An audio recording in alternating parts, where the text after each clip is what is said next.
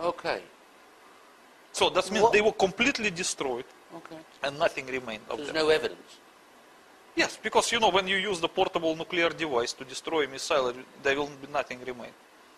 Going back to your military experience, what should have taken place? If the missiles were there, Yes. they should bring the submarine back.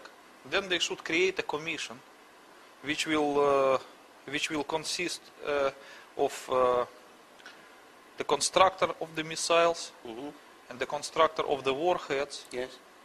the producer, and the people from the 12th Chief Directorate who are specialists in the maintaining of nuclear warheads and in the registrar, and the people from the North Fleet who are specialists in the actual missiles, Yes. a part of the warhead, and also some commanders of submarine which are of the same class of the Kursk. Yes. And this commission have to study the things and evaluate what can be done. So this is then a they committee. have to produce reports. This is a full committee of Yes. important people. Yes. Because this is an important matter. Of course. 22 thermonuclear warheads And missiles also. and missiles. Yes. Okay. And what would that commission do? They would appoint some people to get the missile and to bring them to some location where they can study them. Yes. And to evaluate the situation, and then to produce the report what they recommend to do next. Yes. And depend on the condition of the missile, they may recommend just to clean them and put back to commission, or to disassemble them. It just depends on the actual situation. The commission may decide, depending on what happened with the missiles. Presumably the component parts of a thermonuclear warhead are valuable. Of course, because they contain a very expensive nuclear materials. How expensive? Oh. The problem is that because they don't sell it at a market price, there is no market price.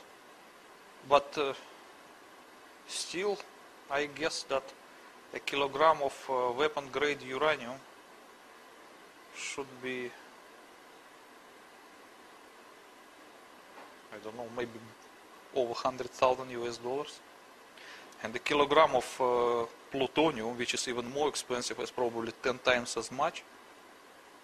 And these are... And there should be at least 20 kilogram of plutonium used in each warhead. So 22 warheads and 20 kilogram of plutonium, you can make your calculation. As many millions of dollars.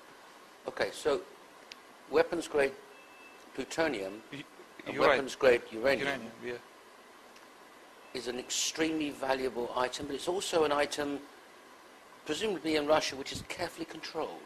Of course. Of course, because it's a weapon-grade material. They're afraid that such a thing can go to some country which is supposed not to possess it, and that they can produce the nuclear weapons. They have to observe the non-proliferation treaty.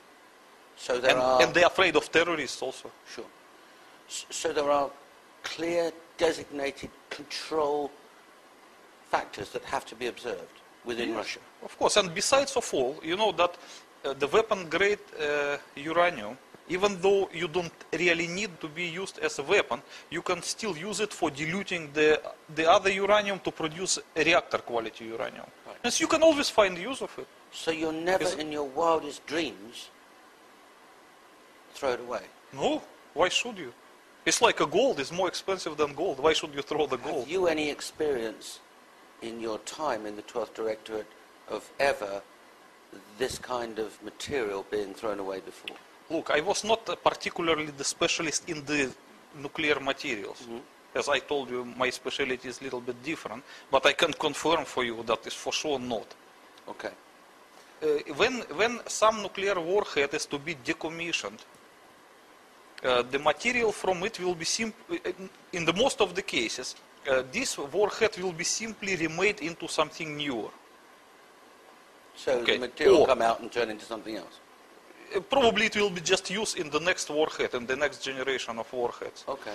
Or, if they don't want to use it in the warhead, they will just keep it as a material for the next use, or they may also use it in diluting the natural uranium to produce the reactor quality of uranium. I mean, they will always find use of it. But they were not going to leave it round by the bike sheds, you know, to get round to when they want to. It's going to be carefully stored in a careful... Of course. It's a tightly controlled material.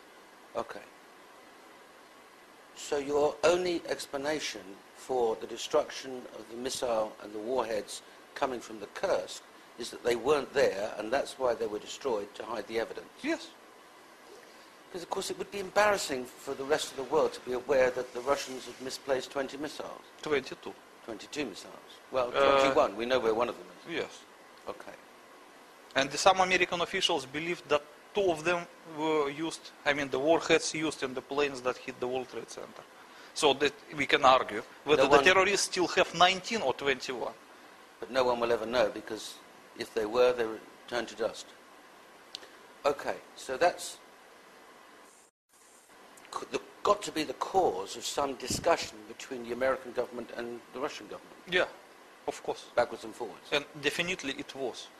And there's no question in your mind that the destruction of the missiles and the warheads from the Kursk is a deliberate act to hide the fact that those missiles are no longer there. Yes. And you are saying to the rest of the world in your book and here that there are 21 missiles unaccounted for.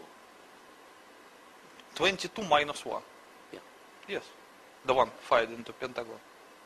Each with a thermonuclear warhead. Of half megaton. Of 500 megatons. 500 kiloton or half megaton. Okay.